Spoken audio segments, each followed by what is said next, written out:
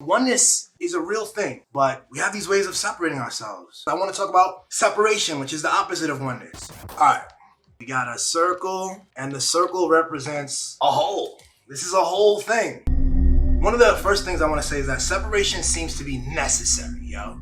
If we're all one, if we were literally all one big gelatinous being attached like a conjoined twin, there's some deep limitations with that. You know, we wouldn't have the variety and the you know what I'm saying, the mix of the differentiation that has to occur in order for us to appreciate the fullness of this experience. So just as your liver operates alongside the lungs and alongside the other systems in your body, they operate together. When you pull out, when you have the capacity to pull out, you look at yourself and you say, I am one. You can appreciate that, but maybe your heart doesn't. Your heart is busy at work doing its thing, you know?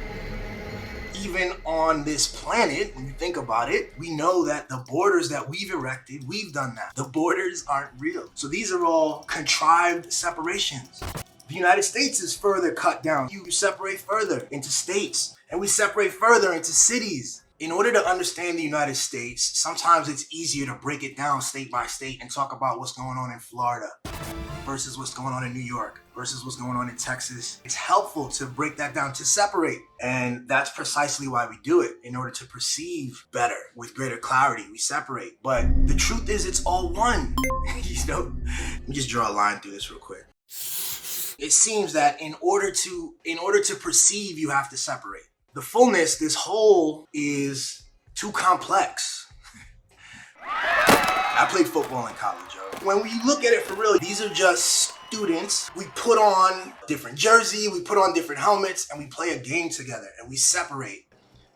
It's a football team, you know, in this big corporate thing, you know. I have made it so that I care about the Jets over here, but I hate the Patriots, you know?